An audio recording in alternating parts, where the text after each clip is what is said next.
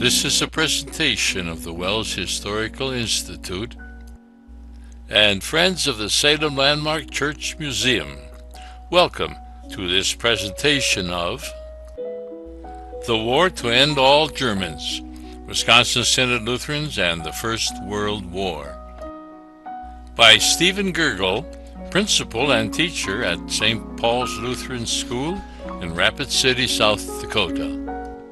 Presented in the Salem Landmark Church, birthplace of the Wisconsin Evangelical Lutheran Synod in 1850, and currently being restored to its original likeness.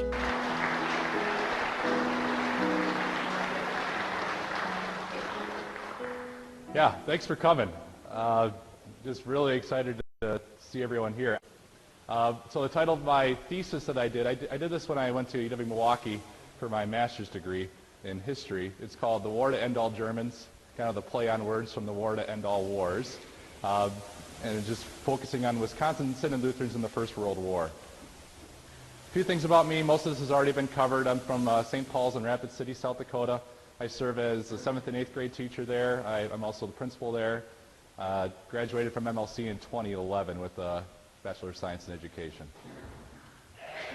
Some things about this product. Where did I get all my sources? I looked into some church records. I traveled around the Synod looking for old minutes from Board of Ed meetings or church council meetings. I also looked in the National Archives, and this is where I found Bureau of Investigation. Make sure that you say Bureau of Investigation, not the FBI. If you say that the FBI looked into us during World War I, some FBI historians will turn their nose up on you and say that the FBI didn't exist yet. It's about 5 years before the FBI, but it was the forerunner to the FBI. So I looked into those files. Also, the Northwestern Lutheran and Gemeindeblatt I looked into, the seminary archives, state and local historical societies. There's a lot of different things that kind of came together to create this narrative. I'm going to start off by telling a story. Reverend Emil Dornfeld is his name. He was the pastor at St. Paul's Lutheran Church in Marshall, Wisconsin. I'm sorry, I'm breaking a rule already. There we go. I can be trained. He was 40 years old. He was married. He had 5 children. Sometime after the war was declared, he received a phone call from the Milwaukee Free Press, a newspaper that was kind of anti-getting into the war. They're pro-neutrality during the war, and they wanted to just ask him some questions. So they asked him some personal questions. They asked him questions about how he felt about the declaration of war, how he felt about drafting people into the army. So he answered those questions, but he also was a little cautious because it was wartime. He decided to be a little bit careful when he was answering these questions, and rightfully so, because the person on the line was actually a federal agent pretending to be from the Milwaukee Free Press. And I'm just going to share a little bit of the report that this operative WTE wrote about him. And this is kind of going to play into what I'm going to talk about today, is that it really focused that he will not attend Memorial Day services or exercises or graduating exercises in the public school, and has not so in the past, even though he's been extended an invitation, probably offered to preach at these things. He declined these sort of things. And that's very much, as a lot of you know, if you know our doctrine, that's very much a thing that we typically avoid, the ecumenical worship. We do have fellowship principles. He really focuses on that, saying, well, this must not be a patriotic American because he's skipping Memorial Day exercises. So that plays into my thesis a little bit, especially, but we'll get to that in a little bit. There were a total of 41 investigations that, and I want to stress this, I found 41 investigations in the Midwest alone of pastors that were looked into by federal agents or people working for federal agents in reports. That doesn't mean that there were only 41. I found 41, and it was a little difficult to find some of them because they had misspelled names. They didn't really know how to spell the German names. And a lot of times I had to do a keyword search, like Lutheran and pastor, into their archives and find what I could. And I might have missed a lot of them, who knows. But I was able to find 41 investigations throughout the Midwest. And there, like I said, there could be more beyond that, but some of them were very high-profile ones. Some of them were just kind of looking into them for a little bit and then leaving. But just a large number of our pastors were looked into during the First World War years. So we're going to follow this outline a little bit. Why was the WELS looked into. Why specifically the WELS? More so than many other denominations or even German denominations at the time. Look at some neutrality red flags that caused the government to look into us. The New Ulm incidents that you might have heard about already. If you haven't, that's quite an incident. Then we'll look at some high-profile investigations. And then some arrests that even happened during the First World War as well. The last part will be some adjustments that we make, and then kind of overcoming all the difficulties that came about during this time. So why WELS pastors? This is the Bureau of Investigation chief. So the person in charge of the Bureau of Investigation of this federal agency, Bilasky is his name, and this is a quote that I took from him. Wherever there is a large German element in the population, the German Lutheran ministers are, in my opinion, largely responsible for the hostility and opposition to the policies of the government. So it's a very much paints Lutheran ministers in a pretty bad light here. When I was doing my research for this thesis, the general opinion that I've always come across whenever I was reading sources was that the German ethnicity of our denomination back 100 years ago was the main cause of these investigations. My thesis, what I found in a lot of my sources, what I found in a lot of this coming from my background, knowing a lot of things that these investigators didn't know, is that our Lutheran beliefs were more likely the main cause in many of these cases. That this was the reason that a lot of people misrepresented our beliefs, or the reasons a lot of these investigations started in the first place. They were asking us to break our Lutheran beliefs for a lot of these wartime causes, and when we failed to comply, that's when these investigations started. That's when we were branded as traitors or worse. So just kind of to show this a little bit, other German church denominations did not nearly have the same amount of trouble. That doesn't mean they weren't like some pastors weren't investigated, but as you see from some of these quotes, that they really focused on the Lutheran ministers. So like these German Methodists, German Baptists, German Catholics to an extent, and then also just less confessional Lutherans as well, did not have as much trouble during the First World War as we did, and also like Missouri Synod got really looked into as well. And so it just made me wonder, why is that? And we really focus on a few beliefs that cause problems, which really cause problems for us that wouldn't cause problems for a lot of those other denominations. We really, in the WELS, believe in a separation of church and state. And that's where we really don't want the government to be involved in any of our preaching, any of our affairs that we do in the church. And some other denominations back then didn't have a problem with that. They could take a sermon outline from the federal government supporting the war effort, and whereas we would never do such a thing. Church fellowship issues are going to be a big one during these war times. They're often asking churches to band together to have joint worship services in favor of the war, to raise money together in joint efforts, and that's going to go against our church fellowship principles as well. And to an agent, to a federal agent, or to someone looking into the churches, they probably don't know that. So they're just saying, well, they're doing that because they're German. They don't want the United States to win the war. They're bitter, so that's why they're not doing that. Let's look into see what else we can find about them. There's liturgical worship is another one. Just that we usually follow a calendar as far as next month we already know what's going to be the text for our sermon theme next month. A lot of church bodies don't do that. They'd be more willing to take a government instituted church sermon outline and plant that into their service. Opposition to legalism, there are a lot of already enemies of the Lutheran Church because we kind of oppose legalism. That's a government mandated laws with morality, as far as prohibition was big during this time, and that caused a lot of enemies to begin with. And because of that, they really tried to the government tried to force their will on prohibition during this time, and we were a little bit against that as well. Also, opposition to millennialism. That's a belief that there's post-millennium, there's millennialism. That's a tough word to say, but there's a belief at this time that we can make this world great for Christ's return. We can prepare Christ's return by making Earth. By prepping the way, by making the United States even more specifically a good place, by making it better. And they thought that war could do this. We could purify Europe through this war. We could bring democracy to Europe through this war and kind of prepare for Christ's coming. So there's also opposition we have towards that as well. We're going to focus on neutrality, red flags. This is an important point. The war broke out in 1914, and it wasn't until April 6, 1917 that the war was declared. So this was a huge topic for 3 years, whether or not the United States should enter the war or whether we should stay neutral.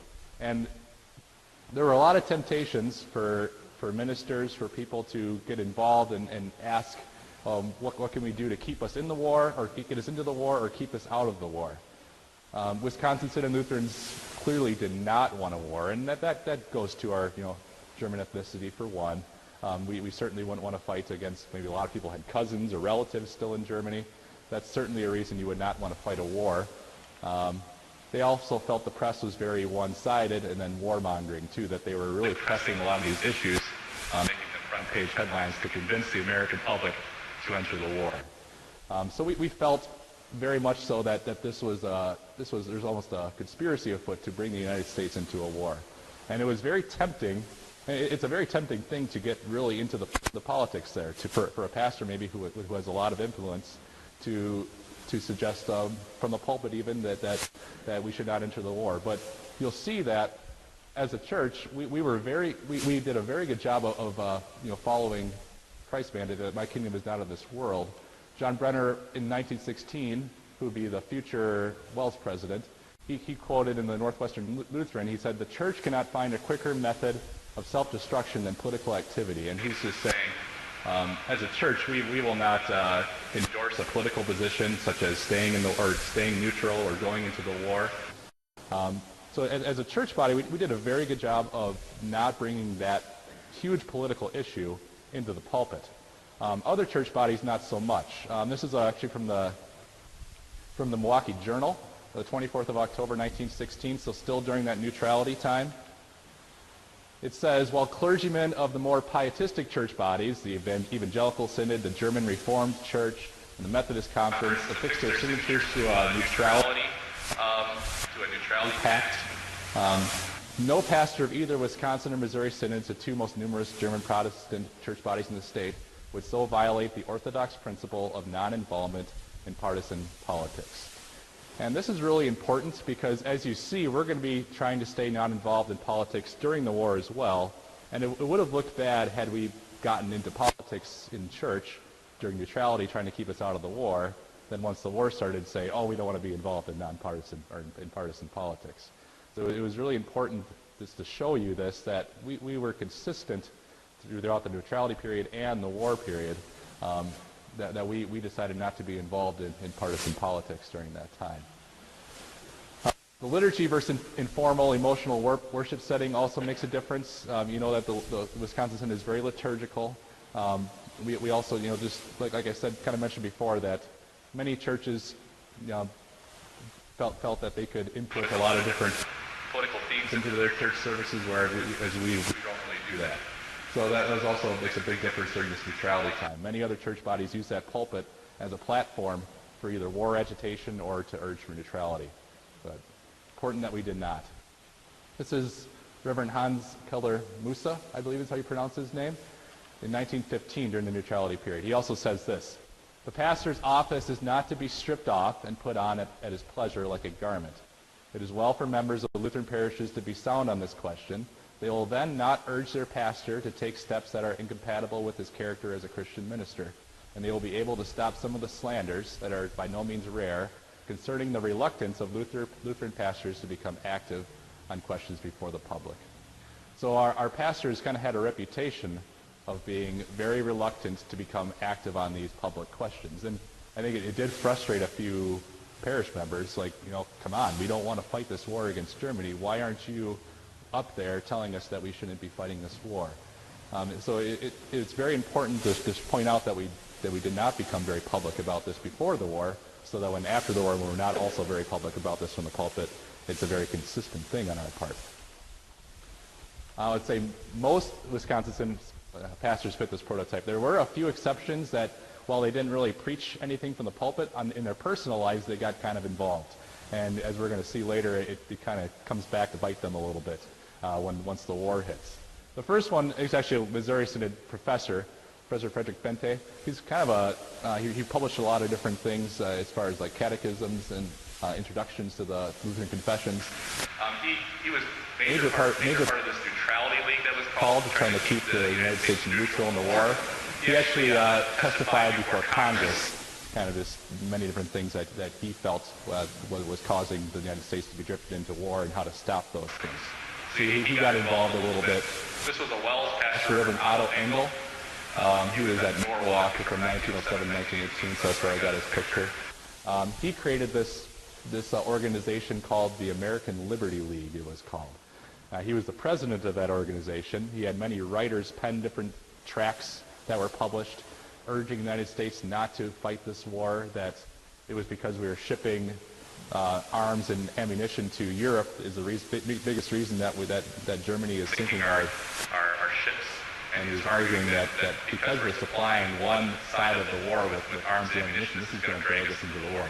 He was very much right, but at the same time, this political involvement on his part gets him into a little bit of hot water later on when the war starts, and we're going to look into that a little bit later. So he was the president of that organization. He had many writers working for him. There's also a little bit of an incident during neutrality at Northwestern College.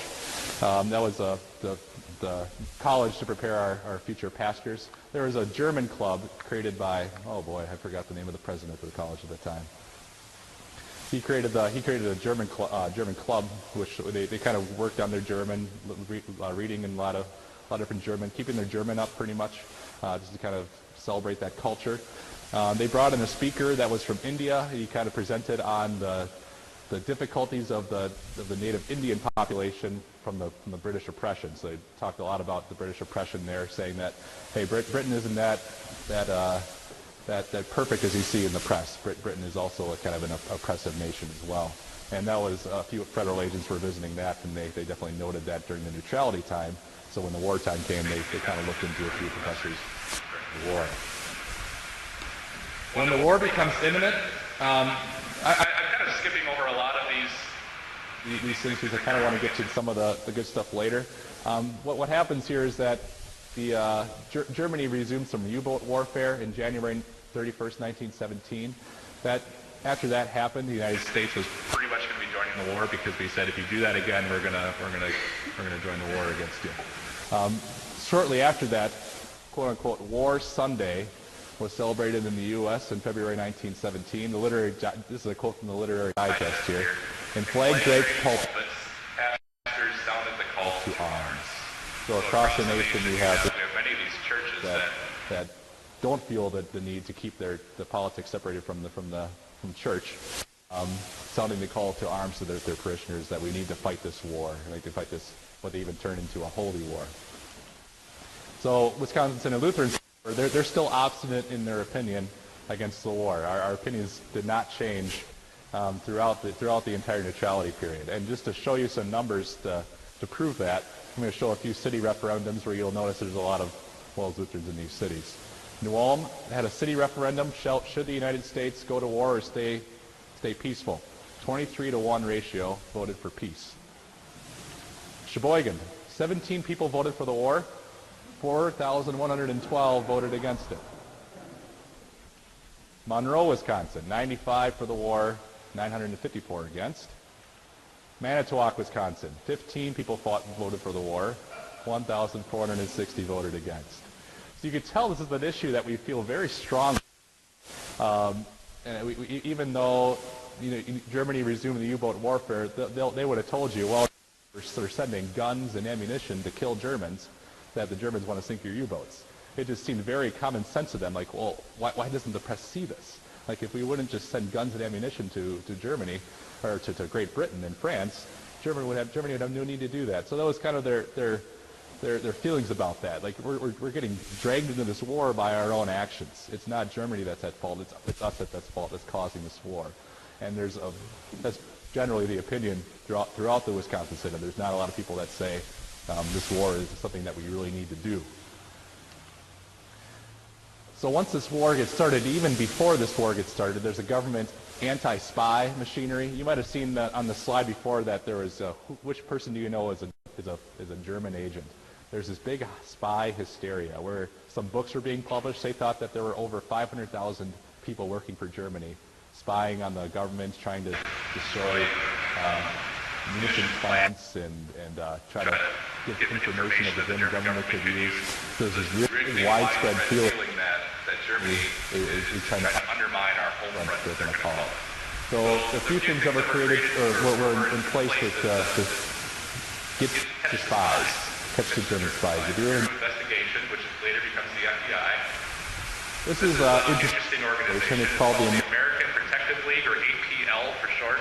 It was citizen vigilantes, citizen volunteers that signed themselves up to work for the Bureau of Investigation to spy on people, to write reports and send them to the Justice Department. 200,000 citizen anti-spy volunteers. So they had direct involvement with the Bureau of Investigation. They kind of paid workers, and they would go to church services. They would go to any public gathering, or they would follow people around and write about what they're buying or what they're doing. Just a large organization, and most of the APL headquarters were in Michigan, Wisconsin, Minnesota, and the Dakotas. Kind of that, I don't know if you can call it a WELS belt, but that was kind of, at that time, it was very much the WELS belt.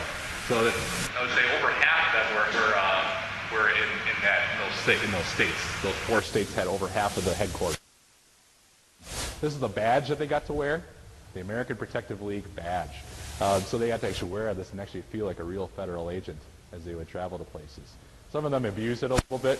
One person got into a movie for free because he showed his APL badge and just kind of walked right in and watched the movie. He's like, I'm investigating someone here. I'm doing government service. Let me in. So there was some abuse with these things. And clearly, when you give citizens, regular citizens, a look of an authority figure, there's going to be some abuses of power. And we're going to see that a little bit as we look into some of these investigations. There was also state councils of defense. So these were kind of state organizations, kind of like the FBI or the Bureau of Investigation. Wisconsin had one. Minnesota had the worst one. If you lived in Minnesota, your state council of defense was even more harsh than the Bureau of Investigation. So those caused a lot of problems too. We're moving on to the New Ulm incident then. So this is shortly after the war was declared. This is 1917. May-June time. Congress passes the first ever draft to send soldiers to a foreign country.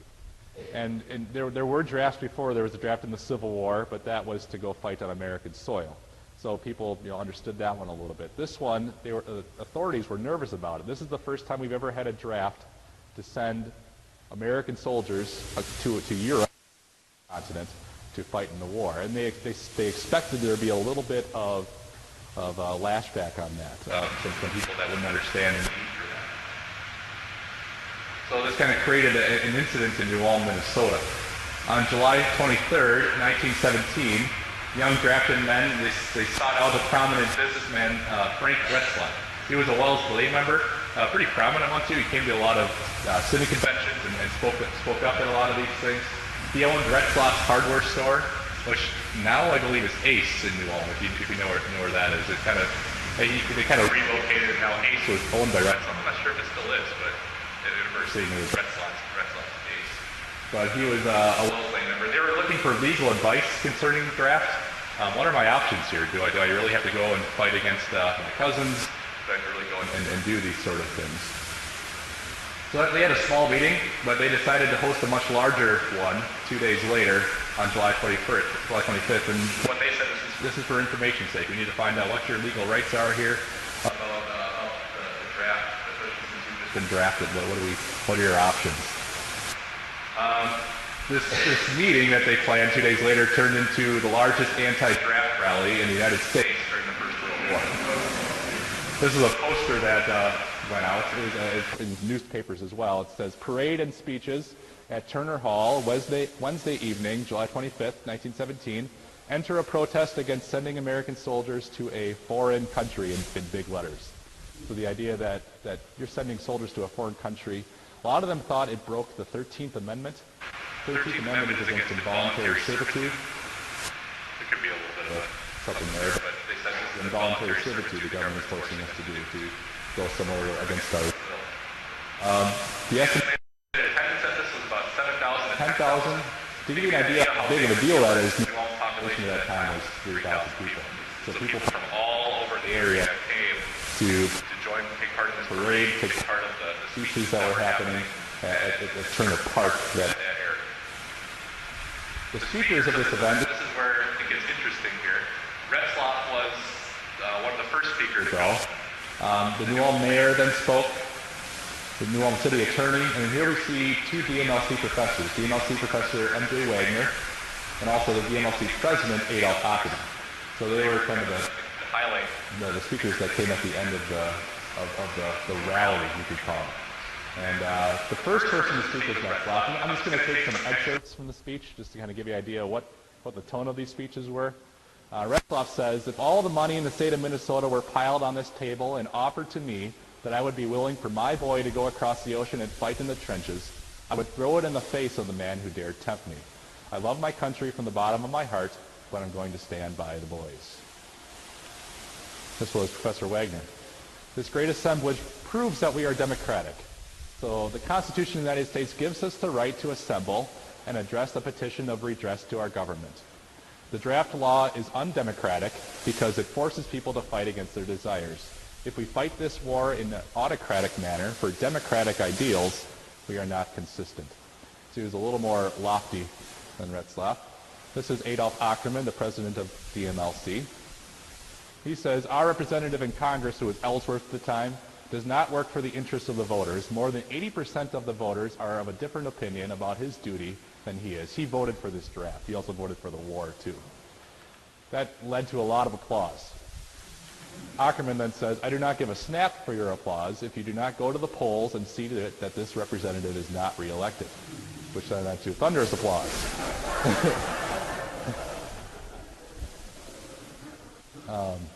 So what he says later, this is later, a little bit after that, our citizens have a right to know what exactly they are fighting for. We do not want to fight for Wall Street, England, or France. If they tell us it is a war for humanity, they better create humanity in our own country first. The Wall Street argument was that, they said banks often profit from wars because of the loans they have to give out to the government, because of the loans they give out to other governments. So they said that we're protecting Wall Street here, their interests, because they're fighting this war. Also, he also brought up in the humanity, he brought up a lot of things that were happening. There were a lot of race riots in actually, ironic, it was in St. Louis 100 years ago. He brought that up in a speech saying that we clearly don't have humanity in our country. First, we have Problems that we need to take care of. There's some injustice in our country right now. So what could we do to create humanity in our own country first before we start dealing with the problems in Europe? So he brought all that up in his speech. This was the petition that everyone signed. It says, avowing loyalty to this country and pledging in its defense the sacrifices to the extent of life itself if need be, and with the full realization of the difficulties that beset the government in times of war, we respectfully petition the President and Congress of this nation not to transport or force across the ocean to battlefields of Europe any men outside the regular army, contrary to their desires, but that such matters be left to voluntary enlistment.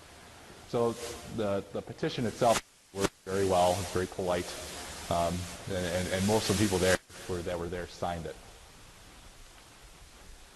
The movement then spreads, and this is where the government really gets alarmed because they are very wary about their draft law. And I'm not sure if you can be able to read that. I'll kind of just point out some main things here.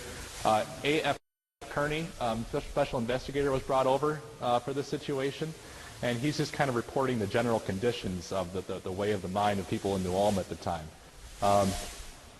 It says that the employee walked about the streets of New Ulm and found many people in groups discussing the draft and the war situation in the German language, which is almost universally spoken in New Ulm. From the conversations the employee was able to overhear, it appears that the common opinion in New Ulm seemed to be that the draft law might be repealed, or that some means of avoiding conscription could be consummated if a concerted and general opposition to the draft were manifested. The conversations seem to indicate that everyone in the vicinity of New Ulm was opposed to conscription. The second thing he writes is, There's no doubt that many of the leading citizens of New Ulm have led conscripts to believe, or people that are drafted to believe, that the government has no authority to send them abroad, and that the said conscripts believe that by some means or other they can avoid going. The general opinion in New Ulm seems to be that by sticking together, they cannot be conscripted. A man in the crowd who understood German could undoubtedly discover many violations of the law and people in the course of a conversation who violated the law.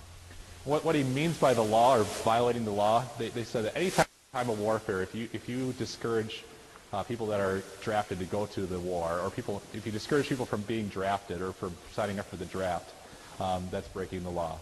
They also said that if the Espionage Act is called, if you speak any untruth about the government, or if you speak about anything that could hurt the government in any way, which is very vague, but then that is breaking the law as well. You're breaking federal law. So this was drafted right after the war was created to police the home front. So that it's by those means that they're arresting people. But the movement still does spread, even though I think they are aware that they're being watched by the government. They say, well, we have free speech. We have the right to assemble. We have the right to do all these things. So there's many, many more meetings planned. The next one went to Gibbon, or one of the ones in the future went to Gibbon, which is a little bit north of New Ulm. About 3,000 people are showing up to that one. They show up to the town. The federal agents actually go to the mayor's office and many leading citizens in Gibbon and say, you cannot have this assembly. And Ackerman shows up to this, Retzlaff shows up to this, they're the big speakers at this event. And being told that, they say, well, if you're not going to let us have it in city limits, we're going to move it. They actually moved it a few miles outside of Gibbon to hold their rally or their assembly, and talk about pretty much the same things they talked about in New Ulm. They really believed that this movement would, they thought it would spread like wildfire across the Midwest and across other places, so they would eventually repeal this draft law. They really thought that the prospects are really good for this. Same special investigator, he's talking about Adolf Ackerman now. And you always have to kind of take a little bit of a grain of salt with some of the things he says. So it's Dr. Adolf Ackerman, professor in the Lutheran Theological College at this place, is one of the worst traitors to the United States in this section. And to his influence can be attributed the fact that the Lutherans of this section are almost solidly disloyal. Ackerman for months has been making speeches through Minnesota, Iowa, and the Dakotas, in which he condemns the position of the United States and upholds the position of Germany. So often, you always have to take this with a little bit of grain of salt that he condemns the position of the United States. He's probably specifically talking about the draft law, for example, or do we have a right to send people to Europe. So this is painted in from their viewpoint. But this kind of just shows you that he feels that drastic action needs to be taken against Ackerman and many other people in this area, in the New Ulm area. He followed Ackerman around, and also people from remember the State Council's defenses, the Minnesota State Council defense, which is very vigilant, followed Ackerman around. They followed him to a baseball game. They followed him to grocery stores, wrote down what he was buying, followed him to different church services. And 1917 just happened to be the 400th anniversary of the Lutheran Church. That 1517 is when Martin Luther, nailed the 95 Theses on the doorway. The big anniversary services in the Twin Cities. It was attended by thousands of members. Ackerman was the preacher at this, and like you would expect, there were some federal agents at this one, and one of them was reporting what was happening at these services. And little did anyone know that this was happening while they were at the services. But this is Special Investigator WGS. He only gave his initials. He wrote down for each service at the 10 o'clock service. He was nothing but religion was mentioned.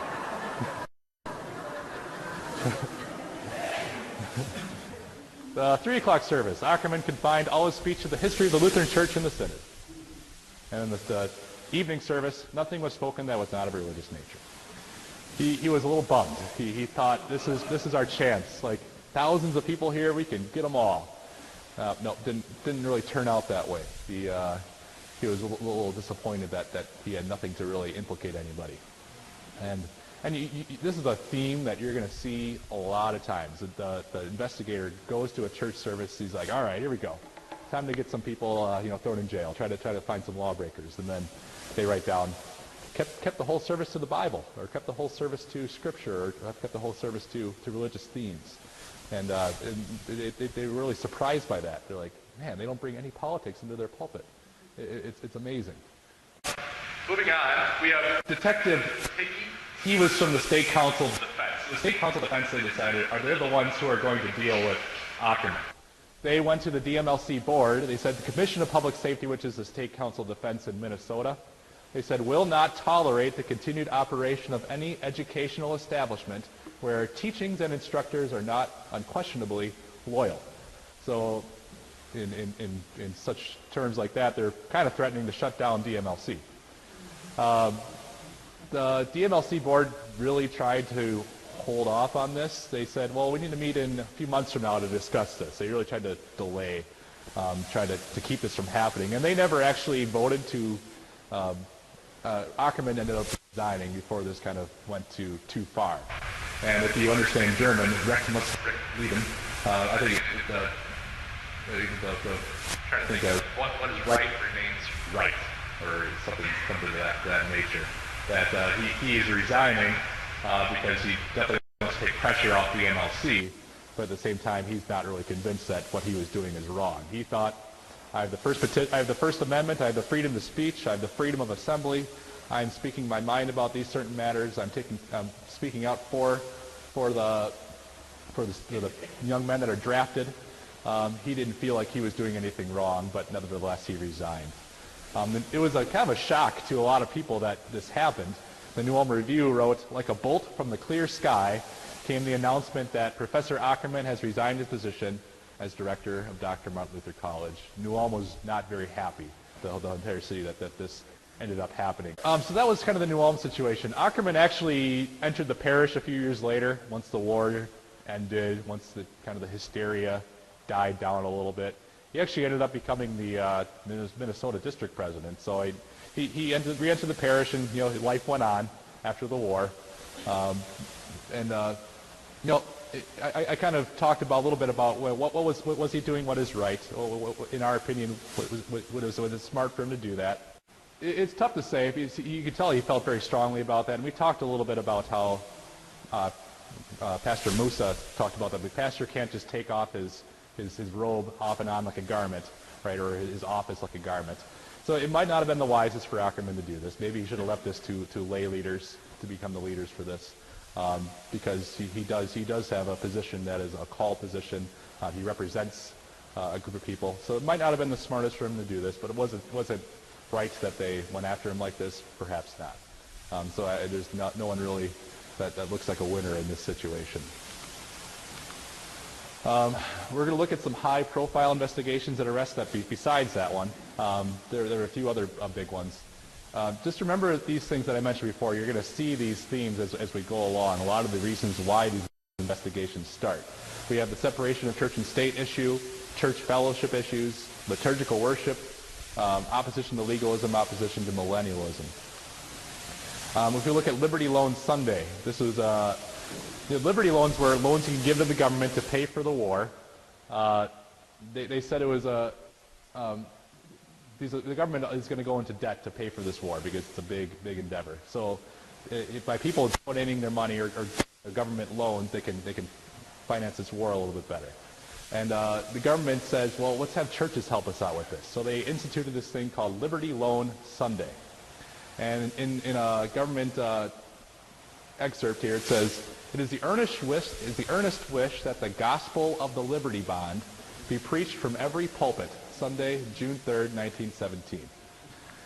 It is suggested that every minister, either himself or through a committee of his congregation, volunteer to act in the capacity of agent in the taking of applications for bonds and placing of the applications with such banks as the members may desire. That's a big red flag if you see that back then, that they're asking all the pastors to do this from the pulpit. It's not good.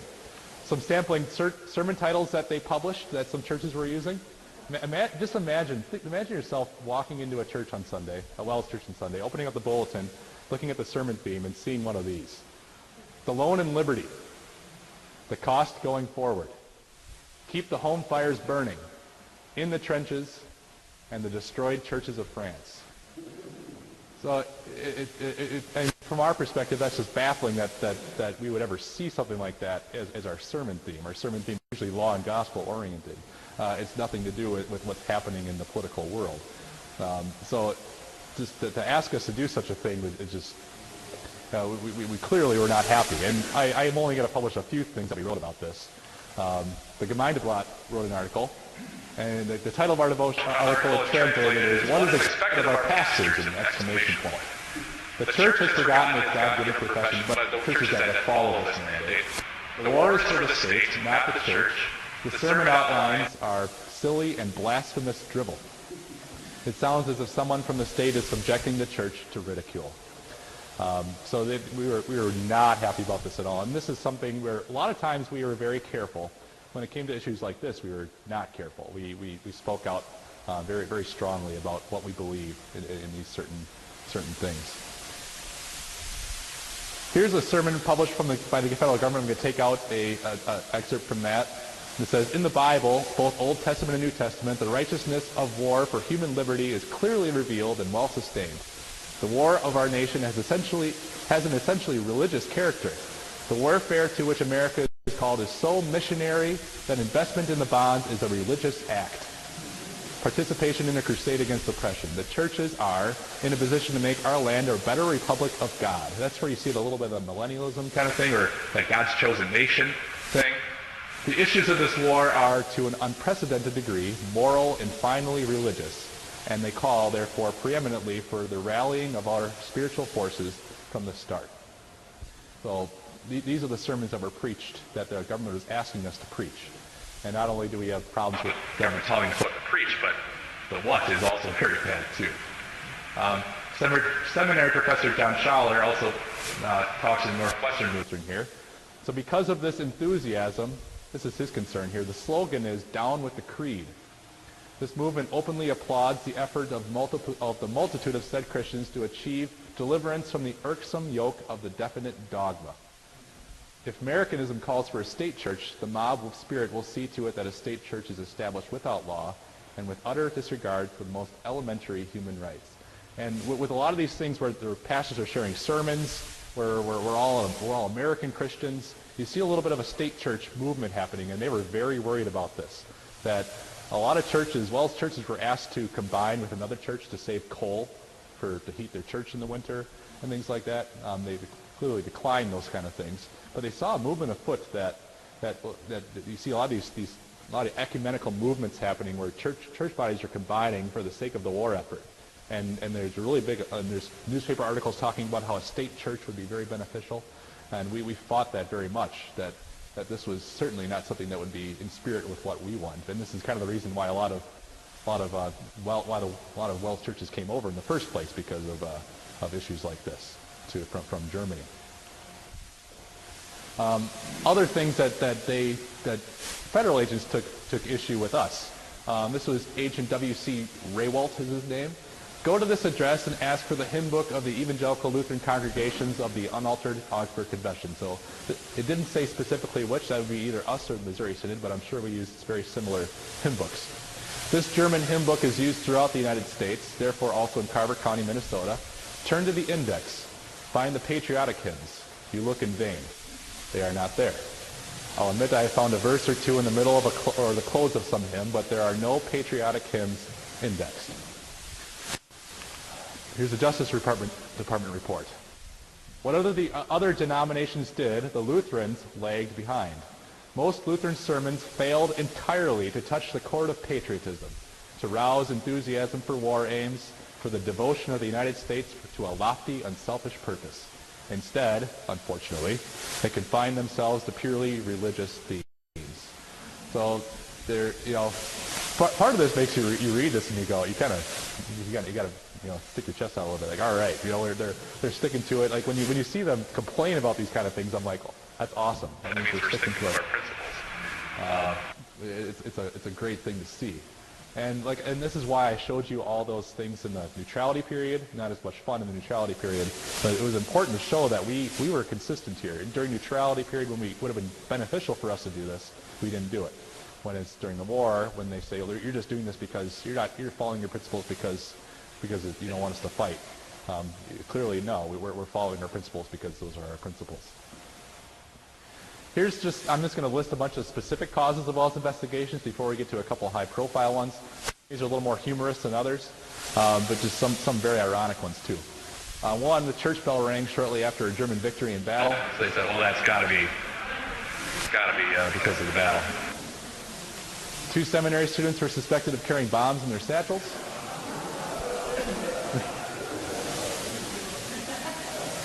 A couple members that were excommunicated over lodge membership. This was in Waukesha, Wisconsin. Gieschen was the pastor. They brought accusations to the board of investigation to the Gieschen. And they said that the accusation was that when a soldier was killed, a member of the congregation, Gieschen would not perform the funeral with a flag over the casket. And that is not true at all. It was all slander. So once that was cleared up, he did not get in much trouble. So, declining to participate in a joint worship service for the war, that was numerous times. That sparked an investigation. Declining to preach the doctrine of food preservation from the pulpit. Refusal when asked to preach in favor of the Red Cross. Low Liberty Loan contributions from parishioners. What they did is they took Liberty Loan contributions and they collected them as a church body across the nation. They asked church bodies to do this. And so at the first Liberty Loan, our contributions were very low. Second one, so-so. Third one was late in the war, 1918. By this time, we were well aware of all these investigations taking place and that they were looking at this. So our Liberty Loan contributions were through the roof. It was kind of amazing, and some of them wrote about that. It's like, of course they're just giving now because they don't want to be investigated. So that was kind of amazing to see that. But for the first two, that caused a few people to be looked into. When pastors like, why are your congregation members not giving a lot to the loan? Are you not preaching about it? Well, no, I'm not. Then they say, well, what else is wrong with you? So, some parishioners canceled their pro-war newspapers, and that said, well, there's a bunch of cancellations coming from this city, and they're all members of this congregation. So the pastor clearly is telling them to cancel it, and he's against the war.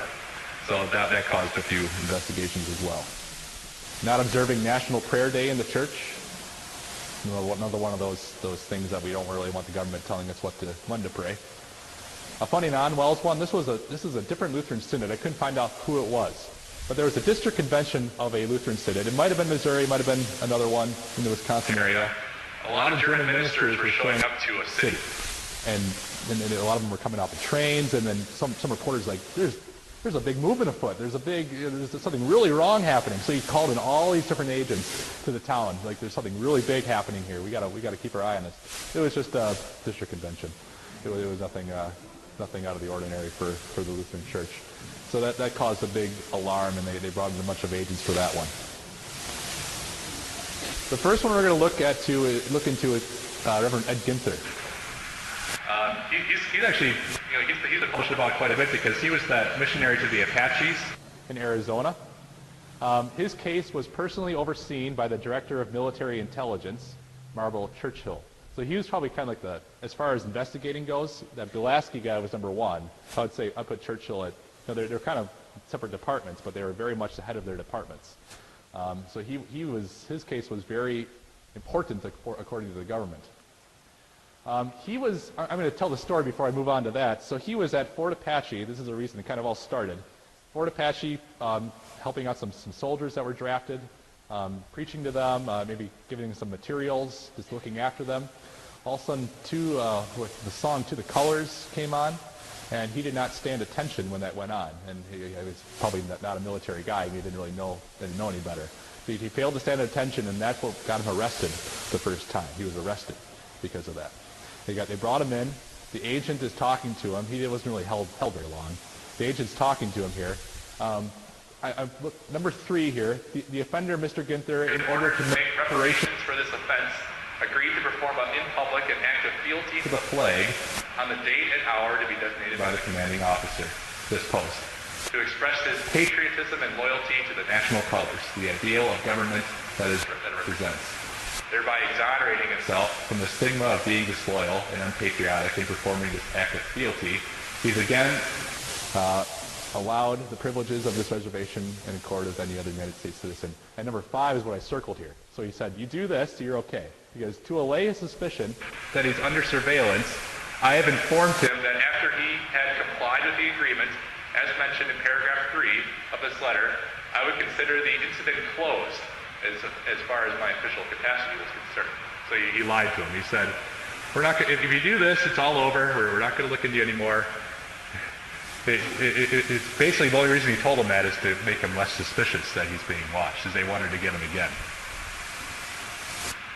This was a letter from Churchill, Marlborough Churchill, not Winston Churchill, the director of military intelligence, and then to Pulaski, so the number 1, the number 1. So they were certainly being looked into.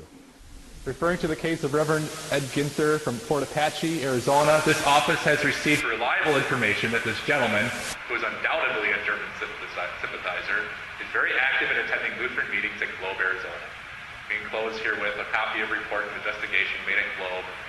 It is suggested that the investigation should be made of the Lutheran activities and of Reverend Ginther's at Globe, and we should greatly appreciate a report thereon. So the reason I put that on there is because that's a number 1. It's talking to a number 1. These aren't just two little level guys talking. There's a number 1 talking to number 1. So these are very important people talking here. A couple of the things that happened with his, I don't have them on here. He did not have a flag on top of his church. That was a big one. He was asked about that, and that was kind of an issue that we struggled with a little bit. The whole idea with separation of church and state. Do you put flags in your church? Because he struggled with that. He said, well, I believe that that's not typically what I want to do. I want to keep those things separate. So he fought him a little bit on that. That caused them to say, well, he's got to be pro-German if that's the case. So he refused to put a flag up, and some other things too. Because of that, he got arrested again later on. It was basically things like that. Here's something that I found interesting. This was not Churchill or Pulaski, another agent. Okay, this office is in receipt of the original letter about addressing. I'm going to read this paragraph here. This is about Ginther. In regard to the pro-German sympathizer we were thinking of, I drew up charges against him, and he was tried by a man that was afraid he would do something wrong. And after conversing with the 2 captains, they turned him go. This is after he failed to do stand to attention. Now I believe I can get enough evidence to hang him if I had the time to go and see the parties. But as now I am in a push now, I am just sending you a statement sworn to by the next door neighbors. So another person, APL person this time, so not a government agent. We wrote a report to the Justice Department that he was outside of Ginther's house, and he was lying down on the ground, his ear to the ground, listening into conversations that he heard in his house. And how well he could hear, I don't know. He claims that he heard Ginther say, "The captain is keeping me posted," which he wrote down, I assume, is a German captain that he was talking to in the German army. But that's no. There's no way. Ginther's house was then searched. They did a search of his house after his second arrest. All the correspondence in Ginther's possession was taken after a careful search in his house and examined by myself and Sergeant Rosa for documentary evidence. None was found, except for a few letters which Mr. Ginther later explained to the satisfaction of myself and the 2 commissioners. The nature of these letters related to church correspondence. Some of these letters were written in German and translated by me after careful search for hidden meanings or for incriminating matter. But nothing was found that could in any way be construed as propaganda. They did find a tripod in his house. And like, okay, this has got to be something. You got to be measuring the fence works of Fort Apache or something like that. He said he was surveying land for Native Americans. He said for the people on his reservation for Apaches. So he was not checking out the fortifications of Fort Apache. We'll look at 2 more then. These are probably the 2 biggest. That and Ackerman, I'd say. We have Otto Engel, who I mentioned before. He was the president of that American Liberty League. Then John Gauss from Genera, Ohio. I'm going to start with Gauss. So Genera, Ohio is where he was from. The secretary of the Michigan district there, which is newly created in 1917. Michigan Synod and the Wisconsin Synod amalgamated, and you have the Michigan District. So he was the secretary of that district. I'm not sure how many of you know about him already. Very outspoken guy.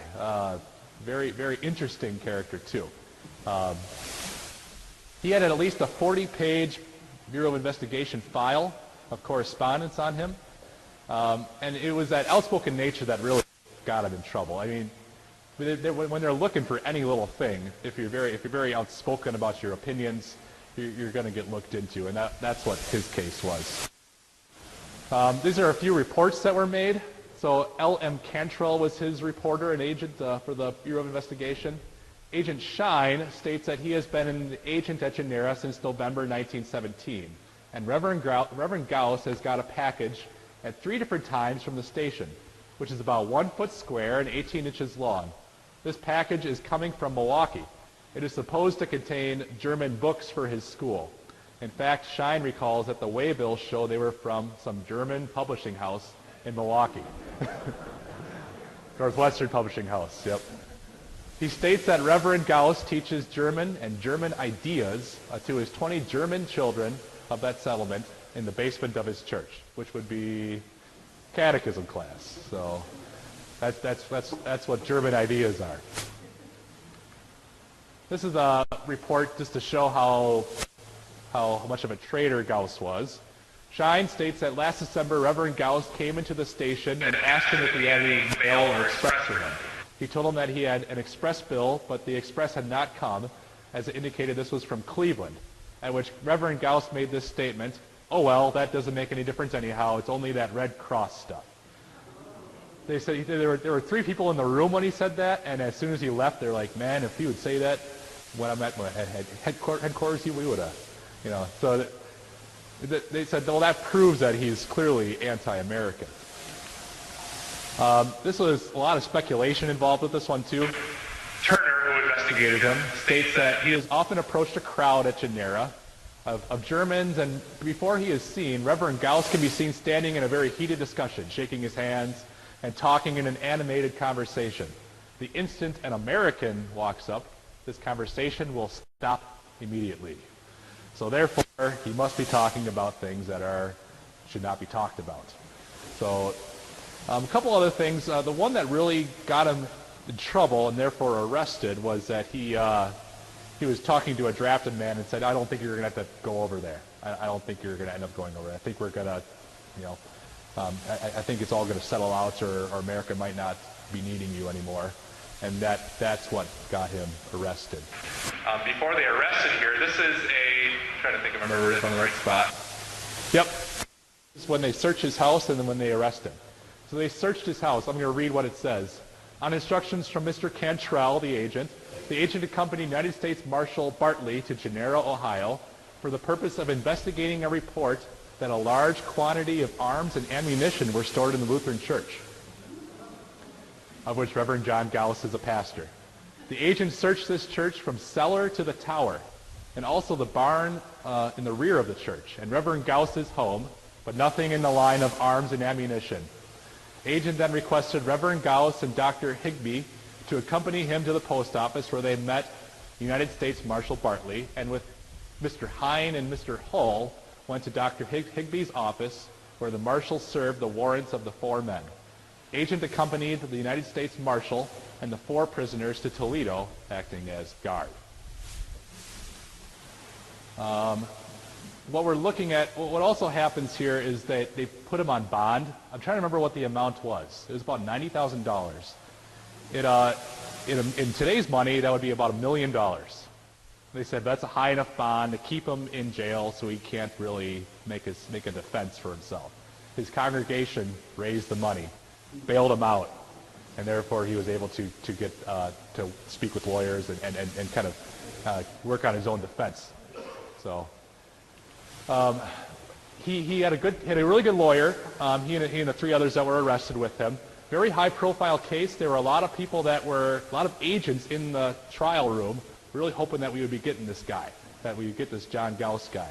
And they were very, very disappointed. The judge apparently let Gauss speak very freely, and as one of them is going to show his disappointment here.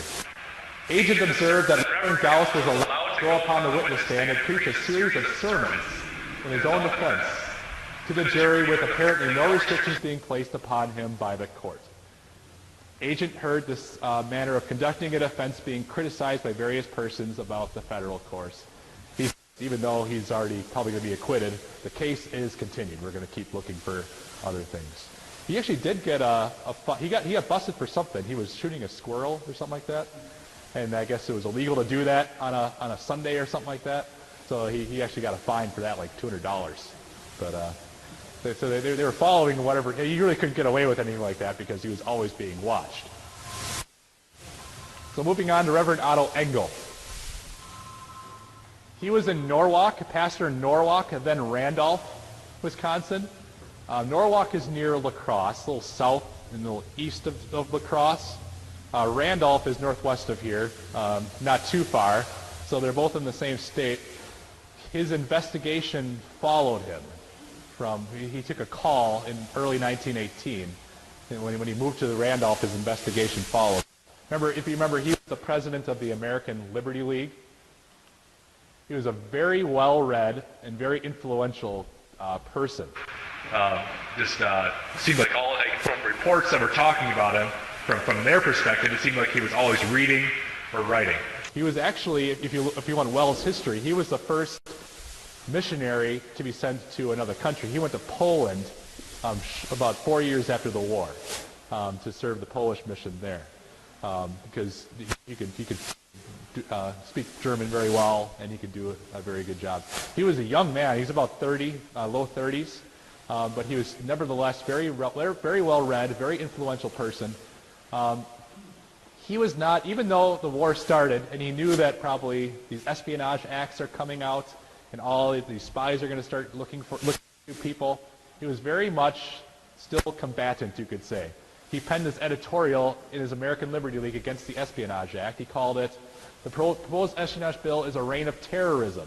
Every man's liberty, property, right of ordinary free speech or opinion is henceforth without constitutional guarantee. If we have no more constitutional rights, then abolish the Constitution." So that was an editorial he penned in opposition to the Espionage Act. He had at least a 250-page BOI file. That's how many I found. Like I said, there's probably more. I had trouble finding everything because it's just the nature of it would take a long time to go through everything. I kind of did keyword searches and things like that. So there might be more. I found 250 pages.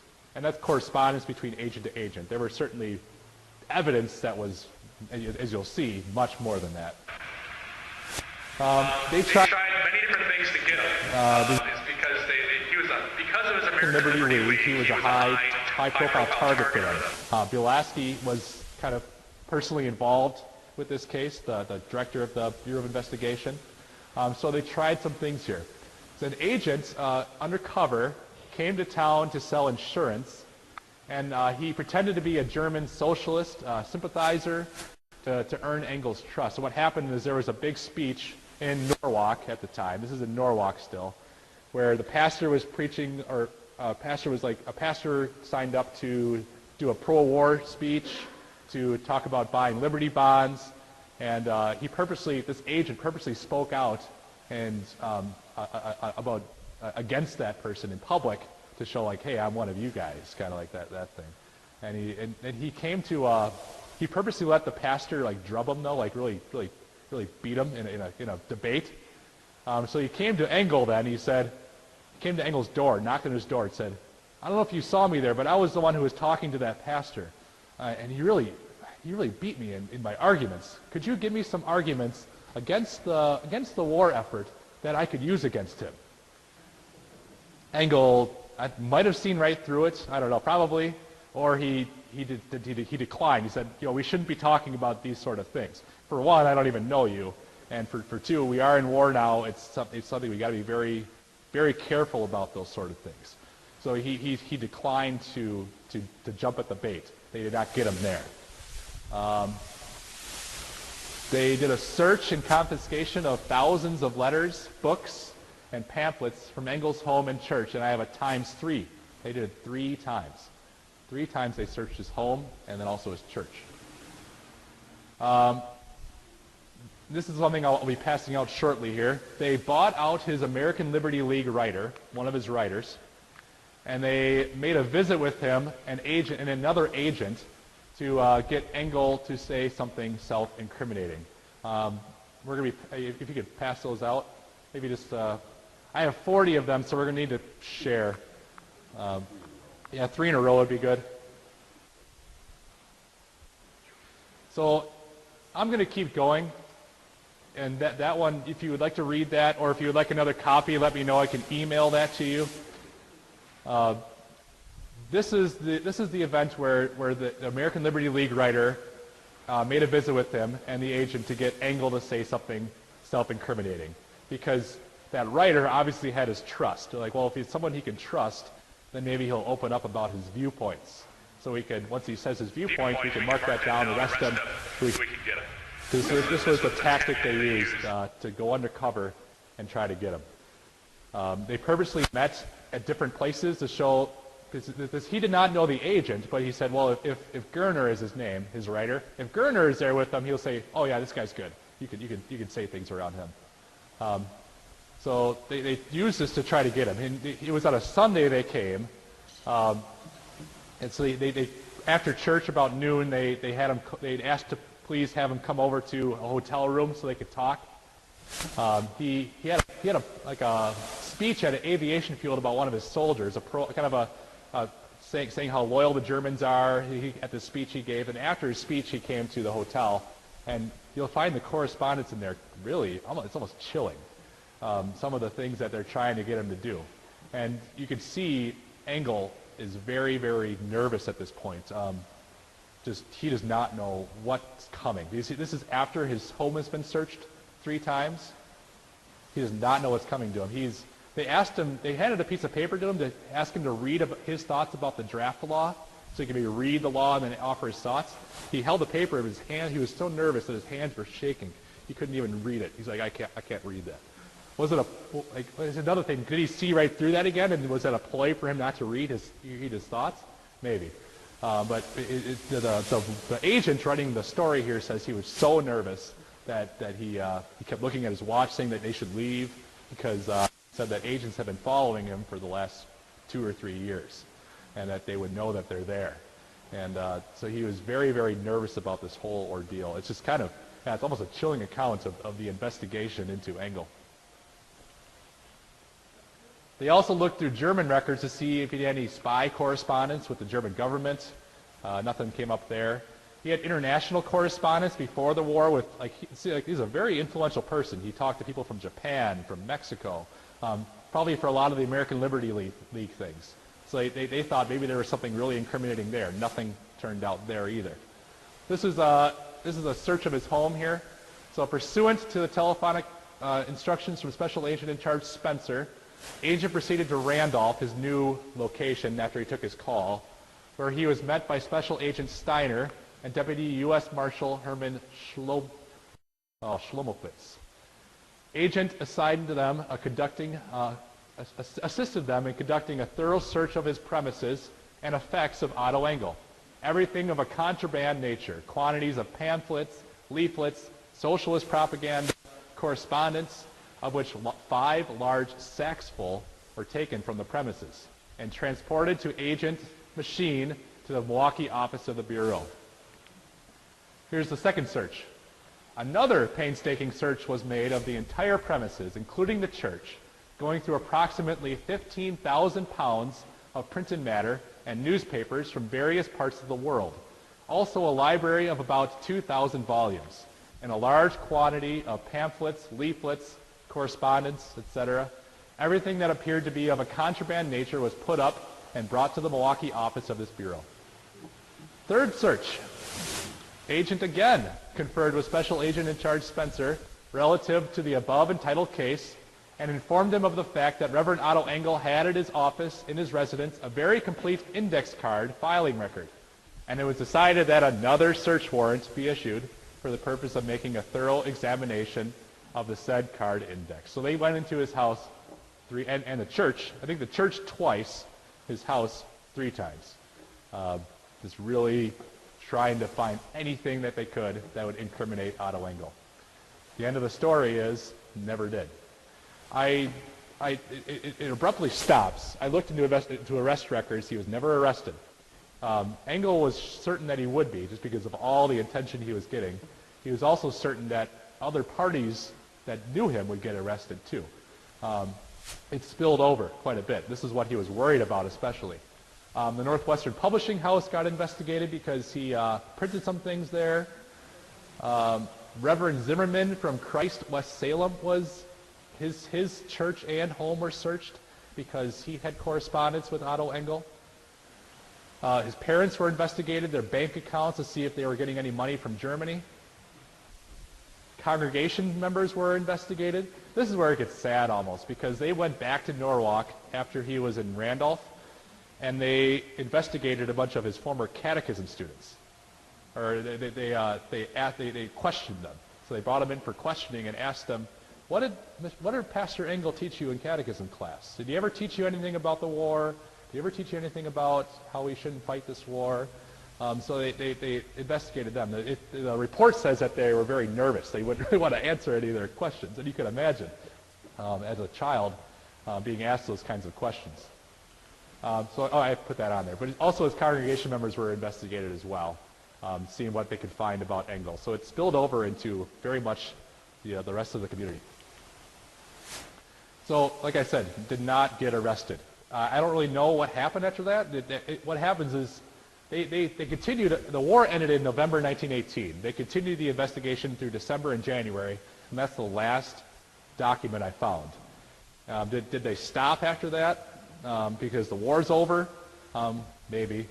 But maybe they didn't have enough, I think that's probably the biggest thing. They had nothing really to get him with, to arrest him. So that was the biggest reason why it stopped, I believe. And then remember, like I said, about 3 years later, he became missionary to Poland. So here's some things that we adjusted to and overcame. The first one is a very ironic thing of 1918. 1918 is an election year. The Socialist Party makes a play for confessional Lutherans. In 1914, Jackson, Wisconsin, and what I did here to show that this happens, I'm going to show some small towns with very high WELS populations, just to show you the voting records, to show you that this happens. Jackson, Wisconsin, very much a WELS town, small WELS town. They voted 4% for the Socialist Party candidate in 1914. In 1918, they voted 87% in favor of the Socialist Party presidential candidate.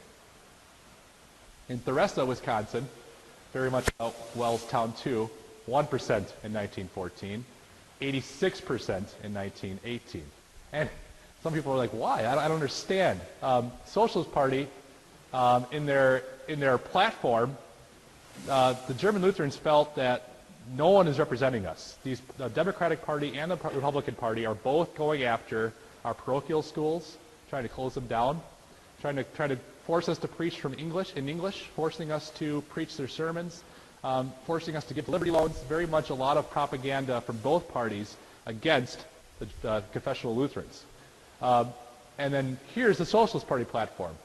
For open and public international treaties, against race hatred and against mob rule, for freedom of speech, freedom of the press, freedom of assemblage. And this is the big one. For freedom of conscience and for religious liberty, and for the unrestricted right to use any language in church services, and also for the right to teach, besides English language, any language in public or parochial schools that the patrons may desire. And you see this a lot. They're really trying to add voice that is missing from the Democratic and Republican parties. A congressional Berger on the left has actually voted in the Congress. He was arrested at the time, so he was not let in. A state representative was voted in from the Wausau area, and some WELS towns up there that definitely helped that process out. This is a poster for Emil Seidel. He was, oh boy, I forget what he was. I think he was going for governor. Yeah, he was going for governor in 1918. You can't really see it. That says, this is a poster for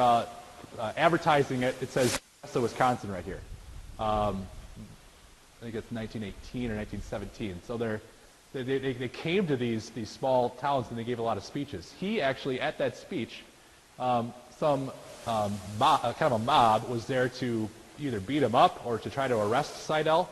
And some farmers, I couldn't tell what their affiliation was, but some farmers hid him in hay bales until the mob went by. And then they let him go. So it was just it's a little bit of an odd mix because normally, you wouldn't think that the WELS people don't really vote for that kind of thing. But it's just an irony that happens in 1918 because of all these things that are going on. In a way, it was kind of a protest vote. It's kind of the way I look at it. Just a kind of an amazing phenomenon that happens in 1918. And it just shows you how strongly we feel about these things. That you could put this in your platform, and that's going to cause a huge swing in the vote. We feel very strongly about this. We feel that we are being very much wronged. So that's what caused this.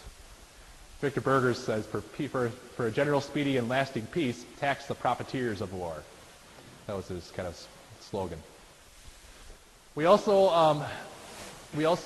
had camp pastors because these people that are drafted, these young men that are drafted, are sent to camps all across the country, and so that's a little bit of a problem because how do we serve them spiritually during this time?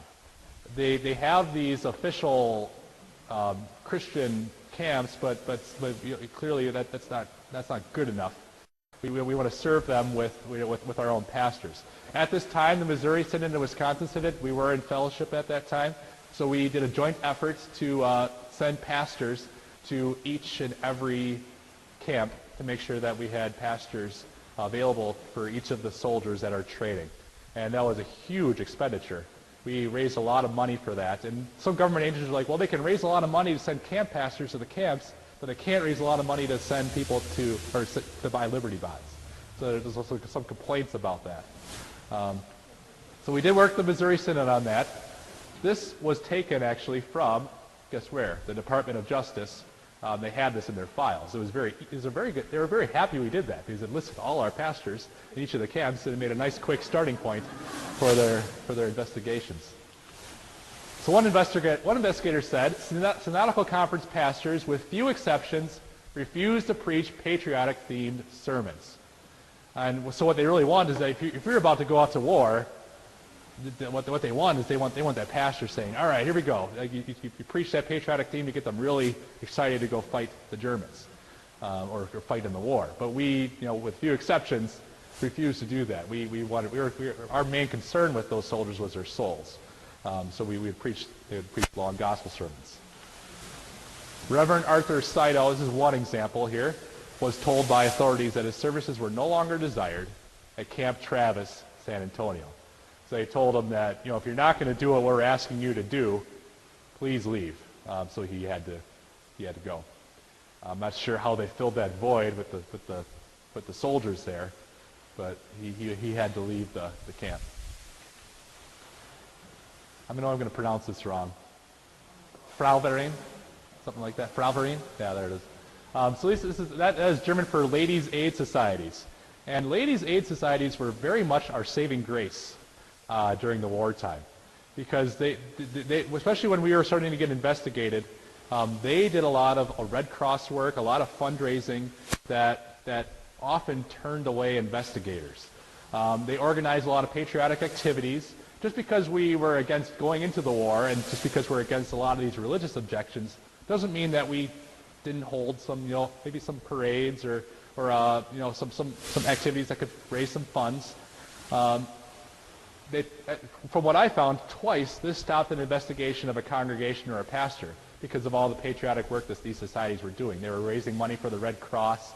They were sewing things, gift baskets for the soldiers that were over in Europe at the time or at the camps. And so in many cases, I found two of them where an investigator said, well, the Ladies' Aid Society is doing all these things. They're probably okay. Let's leave them alone. So in many ways, they really helped us out. Sewed flags for each of the soldiers of the congregation, gift baskets for soldiers, clothing drives, raised money for the Red Cross. See, often we would avoid the Liberty Loan or especially supporting like the YMCA, which was kind of the official camp pastor thing. We'd avoid funding that, but we were very liberal with our spending on the Red Cross donations because we very much felt the humanitarian need to do that. The Plymouth, Michigan says in one of their minutes, it says, they are determined to counteract the ignorant fanaticism of the 100%er Americans who called everyone of German extraction a Hun. So that was kind of the reason for doing a lot of these things, that we're going to counteract all that fanaticism that is against us to prove them wrong.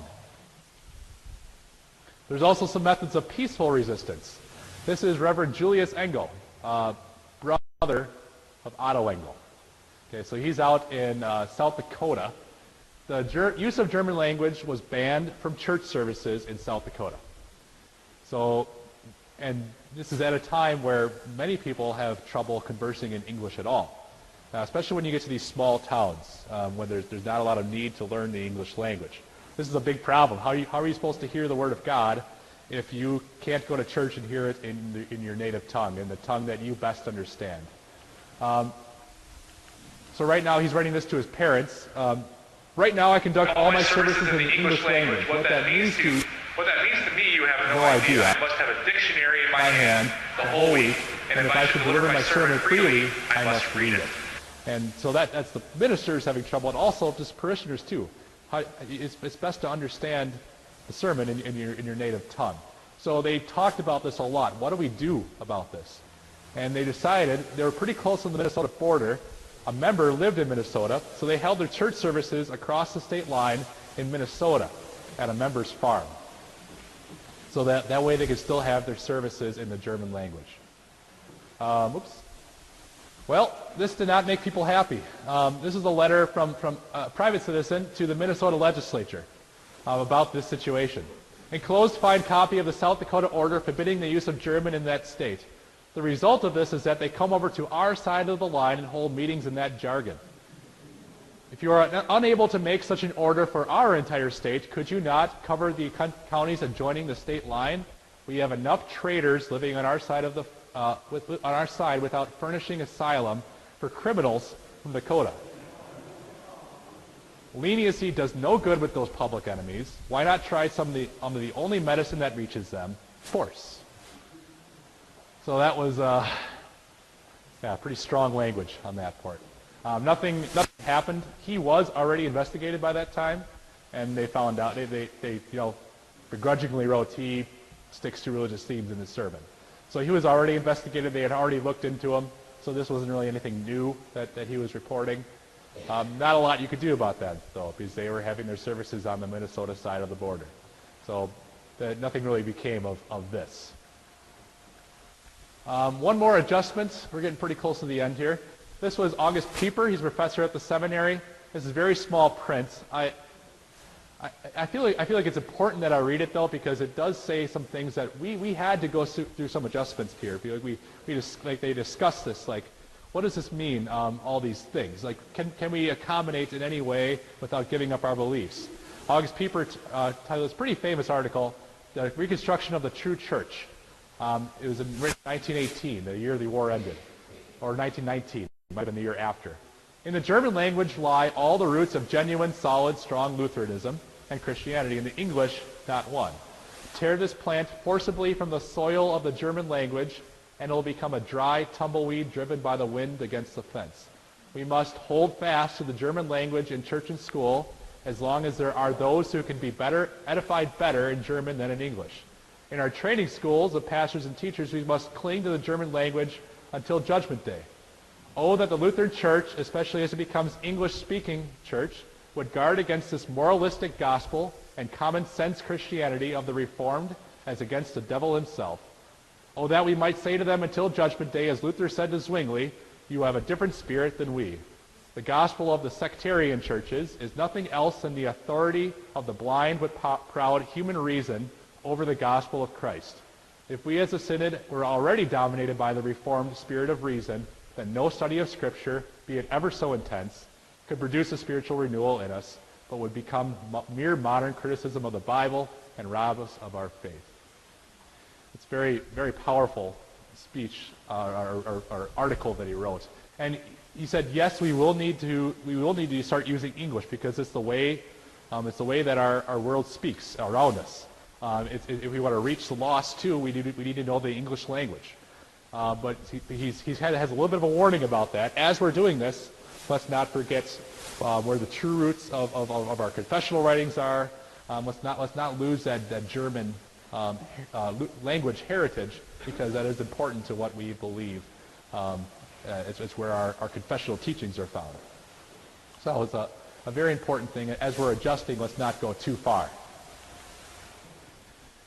So here's some conclusions. I've skipped over a lot of things. I apologize for that. It was just tough to narrow it all down. So I'll answer some questions at the end if you have any. Some lessons to be learned from this episode in WELS history. So what are some lessons we could take from this? First one is what we saw them doing, which is awesome. Sticking to Scripture even when unpopular or dangerous. So just, you think about that. What will be unpopular principles be in the 21st century? And we probably can already maybe think about a few that are already kind of coming up. Will this ever happen again where we have an agent in the service? Who knows? Who knows? Understand that confessional Lutheran teachings have never been mainstream in America. Very much that state church mentality existed back then, which put us outside of the mainstream. That what they call them pietists or sectarian, that evangelical movement, ecumenic movement. We were always on the outside of that. We were always a little bit on the fringe, and we still are today. And it's good to understand that it's not like this is a new thing that we're on the fringe. We've never been mainstream in America. It's one of the main reasons for our parochial schools, why they emerged. The parochial school about 100 years ago, as they were emerging, even more so, very much taught that pietistic sectarian Christianity in the public schools. They would read the Bible, but they would teach it that way. So this is the reason why our synod has so many parochial schools. We didn't want that to be taught to our kids. We wanted them to learn doctrinally sound teachings. And also, it's the reason why the Catholic Church has that many too, because there are many anti-Catholic teachings in the public school too. So it's a reason, if you look around today in America, the church bodies with the most parochial schools you're going to find are Catholic schools and Lutheran schools. And usually the more confessional Lutheran they are, the more parochial schools you're going to find. So it's the reason why our parochial schools started. And it's also one of the reasons to keep our parochial schools going. What are our children being taught in the public schools? And you lost that sectarian doctrine in the public schools, but now it's very much other things that you might be concerned about. So what is being taught to our young? It's always been a big concern of ours. So it's one of the main reasons to keep those schools going as well. Never get too caught up in political events. Stick to the law and gospel in the pulpit. I don't think we do a very, very good job of that today. That's why I asked you to think about that. Walk into a church service and see these titles as your sermon outline. It's very important that us as a congregation, us as a synod, never get too caught up in those kind of things. Let's stick to the law and the gospel. That's what we really are about. It is very tempting. I remember just talking to people that were not really from a WELS background. It's like, all these things are happening in our world. Please tell us more about it. It's very important that we take care of what's most important. The law and gospel is what gives us edification for our souls, and that's what's most important to our church services. We must always remind ourselves to be in the world, but not of it. Wraps up everything that I have. If you have any questions, you could ask those now. I also, just for your reference, if you would like a copy of the thesis or these slides that I made, you could email me. I could be happy to email those to you. Or if you want to go to my thesis is on either one of these sites. If you want to write that down, that top one, it's a short form. That can get you to it. Otherwise, that's the longer one. If you can remember that, that'll get you to my thesis as well. If you ever want to just read the whole thing, I can get a copy of that for you. So you can email me at that email, or you could go to those sites to see it if you would like to read that thesis, the whole thing. Sure. You said that the German language was forbidden in South Dakota. Was it forbidden in any other? Was it forbidden in any other state? A few other ones. Iowa was the same thing. We didn't have a lot of churches in Iowa, so it wasn't that big of an issue. Nebraska was really trying, and there were pretty much laws in every, or not laws, bills in every state trying to get that done. So you could really see how that would be a big button issue. So when the Socialist Party put in their platform freedom to use any language in your church services or your schools, that's really going to resonate with us. That was a big deal to us. Yeah. About what percentage of our congregations at that time were having services only in the German language? Any idea? Only. I have found statistics. It was like 90. It was in the 90% of churches that use it as their main language. Only language, I couldn't tell you. You mentioned early how the Synod was trying to keep from getting involved in things, but then Ackerman and New Ulm got very much involved. Did he encounter resistance, his board or other WELS sources? Yeah, he did. No, that's Engel. So yeah, very much like as far as an official church capacity, they were very good at being uninvolved. Ackerman and Engel, as I mentioned, probably didn't make the smartest personal choices when they were away from their pulpit. Engel was reprimanded by a couple people. One person was a prominent lay member who's a prominent lawyer. He told the government authorities that a couple times he told them to stop being president of this league. It's not good because you're a pastor. You can't be a pastor by day and American Liberty League president by night. He told them that, and he refused to represent Engel. Engel came to him and said, "You're a great lawyer. You're a prominent lawyer. Would you represent me if I ever got arrested?" And that lay member said, "I will not, because you did not listen to me when I told you to stop." Did Engel and the other pastors get their correspondence and letters back? I don't know. I never saw that.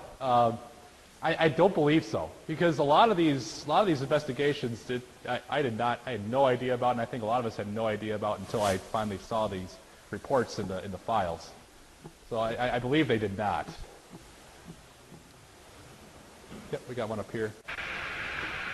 Are you aware of any federal reoccurrence of such action in the Second World War? I have not looked into that. I should. It'd be interesting. I think the biggest difference is that in the First World War, there's not really a clear-cut, it was very difficult to say that Germany was the bad guys and that England and France was the good guys. I think with Adolf Hitler, at the time, obviously, we didn't know a lot of the things that emerged afterwards. But I think the Wisconsin Synod kind of learned their lesson as far as how to go about this. And I don't think, as far as the sermons and things like that, I don't think the government was as forceful as they were in the First World War as far as preaching certain sermon outlines and things like that. I think they backed off a little bit. I don't know. I have not researched that. I feel like that would be a good next project, but I have not researched that. Any other questions? All right, if not, let's give Steve a big hand of applause. Thanks.